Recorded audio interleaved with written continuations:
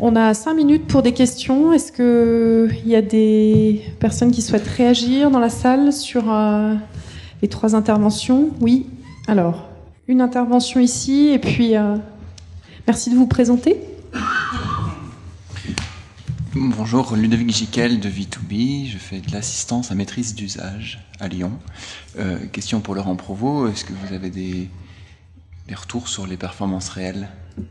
Oui, on a des retours. On devait les présenter la dernière fois, on n'a pas eu le temps de les présenter, mais on a un niveau de consommation, donc on a une année complète stabilisée, et donc on consomme plus que ce qu'on devrait consommer, en théorie, sur un usage conventionnel. C'est que l'usage, il n'est pas conventionnel.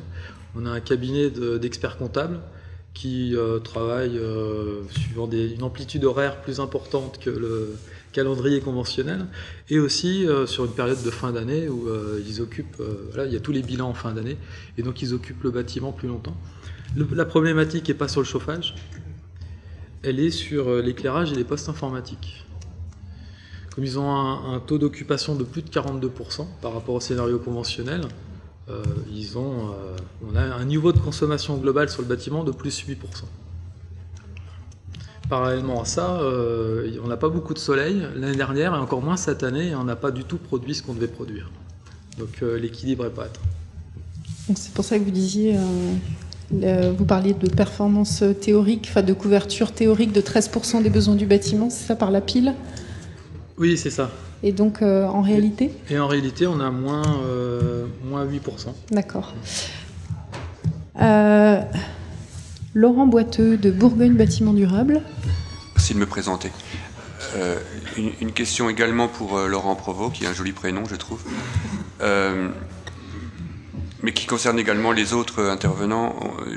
On a cette problématique quand même sur les bâtiments performants, qu'ils soient équipés ou pas, à avoir un humain qui arrive, ce que j'appelle un factotum, et Perrine a parlé du fait de est-ce qu'il est payé, mais par-delà ça, est-ce qu'il est missionné, est-ce qu'il existe? Alors on le voit arriver dans les grosses opérations, notamment les bâtiments, on va dire, domotisés à haut niveau, où on sent qu'il faut quelqu'un, mais on nomme des gens avec des termes anglais absolument, puisqu'on se rend compte que c'est un raisonnement plutôt anglo-saxon que français, tout simplement. Sur les opérations courantes que l'on a en Bourgogne, comment faire pour faire que cette personne qui semble nécessaire pour parfois corriger les erreurs de conception, parfois corriger les erreurs de mise en œuvre, parfois corriger les erreurs d'usage, parfois corriger les erreurs de fabrication des équipements, puisse avoir à la fois un intérêt, c'est vrai, financier, mais surtout une protection en termes juridiques aussi. Parce que s'il y a un problème, qui est responsable? Si on commence à avoir un factotum qui gère les problématiques et que derrière on n'arrive pas au résultat, si c'est ce factotum qui a repris à sa manière, et de belle manière en règle générale, qui a comblé les erreurs passées, volontaires ou involontaires. Qui veut répondre? Je pense que la question est oui. un petit peu...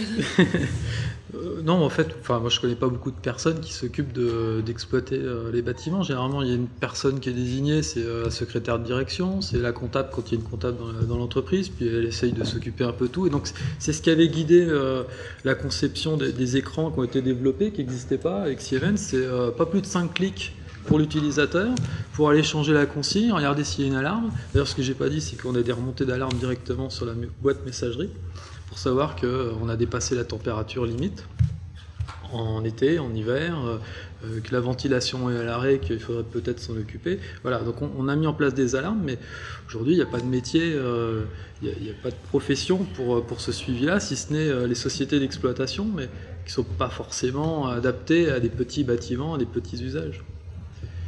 Donc, oui, pardon. Une réponse, monsieur Oui, je me Franklin. permets d'intervenir. Donc, par rapport au retour d'expérience qu'on a, c'est qu'on voit souvent qu'effectivement, il y a, on va dire, un maître d'ouvrage. Il délègue, on va dire, souvent une partie de son exploitation à une société de maintenance. et qui va avoir, on va dire, un certain nombre, on va dire, d'éléments. C'est pour ça qu'on parlait tout à l'heure on va dire, du périmètre des installations. Par exemple, les grands noms, on va dire, des sociétés de maintenance comme Cofeli, Dalkia et autres s'occupent, on va dire, principalement d'équipements de génie climatique, mais peu, on va dire, d'équipements, on va dire, d'ordre électrique. Et c'est vrai qu'il y a un nouveau métier qui est en train de se créer sur plein de niveaux. Et moi, je vois que, on va dire, on a de plus en plus de lots GTC qui sont redonnés dans le cadre des marchés. Alors ça permet alors à la fois de dire à l'acheteur public ou maître d'œuvre privé de dire savoir ce qu'il achète réellement, et puis en même temps d'avoir un interlocuteur, enfin une société interlocuteur responsable pour la mise au point du système. Parce qu'il faut être bien clair, entre le moment où on va réceptionner un système et le moment où il va vraiment être opérant, il y a au moins l'année de garantie qui se passe. Il y a tout un tas de réglages, tout un tas de dérives, tout un tas d'éléments, on va dire, qui sont à prendre en compte en fonction des facteurs d'utilisation du bâtiment. On ne peut pas dire, on réceptionne, on va dire, une installation, maintenant c'est fini, au revoir. Là, dans la vraie vie, c'est pas comme ça que ça marche. Il y a toujours, on va dire, un contrôle et un suivi qui doit être fait. Très bien. Alors j'ai une question, une demande de question, donc de la part d'Olivier Côté, une demande de question. Alors très court, les questions, s'il vous plaît. Alors, une réflexion de Véronique Girard et une question de Pierre Terrier. D'accord, toute petite. Rapidement. Donc moi, c'était pas une question, c'était un élément de réponse à la question qui vient d'être arrivée. C'est ce besoin d'être capable de chercher l'optimisation du bâtiment avec les fonctionnalités, les systèmes que l'on a, etc., n'est pas en général de la responsabilité de ce qu'on appelle le responsable de la maintenance ou le facility manager dont on vient parler, qui s'occupe des machines. Donc quelque chose qui cherche l'optimisation entre l'organisation, l'usage, le confort, les énergies et les approvisionnements est une mission qui a été décrite en termes anglo-saxons comme étant un energy manager, donc un gestionnaire de l'énergie, dont la mission a été décrite dans une norme très récente qui vient de sortir, qui s'appelle l'ISO 50001, et qui, comme toutes les normes de qualité et de management, consiste à dire je définis ce que je veux faire, je définis comment je vais le faire, je vérifie que j'ai bien fait ce que j'avais décidé de faire. C'est comme les normes de qualité, ça marche bien, mais sur la gestion de l'énergie. Et c'est une des recommandations qui était dans mon tout dernier slide de ma présentation de ce matin. C'est le jour où on aura dans le système français décrit cette mission, que cette mission puisse être sous-traitée, déléguée, d'accord, et qu'elle soit opposable et assurable, alors on aura des acteurs dont la mission sera d'améliorer la performance des bâtiments au sens l'amélioration de son confort, l'amélioration de son efficacité, l'amélioration du bon usage de l'énergie. Très bien, merci pour cette précision. Véronique Girard, il faut lever le micro et voilà. Voilà, juste une petite réflexion, histoire d'enfoncer le clou et histoire d'avoir un peu d'humour. Quand je vois l'énergie et le cœur que Marine a mis pour élever du vin et le conserver, j'espère qu'on va mettre autant d'énergie et autant de cœur pour élever nos enfants et conserver nos personnes âgées. On va essayer de pas les mettre dans des tonneaux. Alors, je vois bien, Véronique, que votre corde a vibré sur l'approche sensible de Marine Jacques Leflèvre. Une remarque ou une question de Pierre Terrier, très courte. Pareil, c'est toujours pour la cave, parce que cave à Puligny, pour des noms qui sonnent en Bourgogne. Combien de temps vous donnez-vous et le viticulteur qui est avec vous pour apprécier si les qualités de fonctionnement de la cave sont conformes à ces exigences implicites qu'il a au départ en tant qu'éleveur de vin? Je pense que la meilleure réponse, c'est quand on va goûter la récolte 2013, en fait. On peut venir.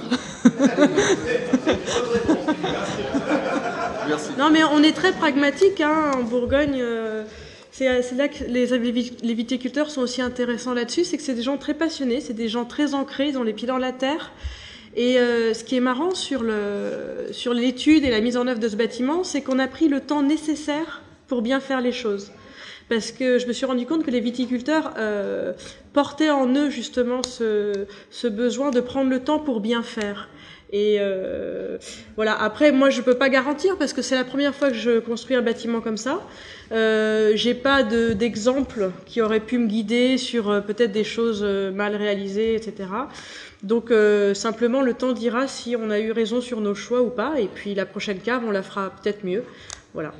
J'ai envie de dire qu'à Puligny-Montrachel, le temps est rémunéré aussi. Bah, vous savez, le temps qu'on passe en conception et réalisation par rapport aux honoraires qu'on peut toucher, c'est pas forcément... Non, moi je parlais du prix de la bouteille de vin. Ah, d'accord. Ah non, mais après, ça, c'est pas mon rayon. Hein, mais j'ai construit ailleurs qu'à Puligny. Hein, je parlais pas de vos honoraires. J'ai construit aussi des lieux de stockage et une cave à Von Romanet en paille, etc. Sur différentes contraintes d'hygrométrie, etc. Donc c'est... Voilà, ça... Ce que je veux dire, c'est que la qualité, ça a aussi une valeur monétaire, financière. Voilà. Ah, je vois. Bah alors, une forêt de doigts se lever. Alors, 2 questions très courtes, s'il vous plaît. Et après, on passe à la deuxième table ronde. C'était pas une question, c'est un commentaire par rapport à ce que vient de dire Olivier Cotet et la question sur l'exploitation. Je crois qu'il faut dépasser.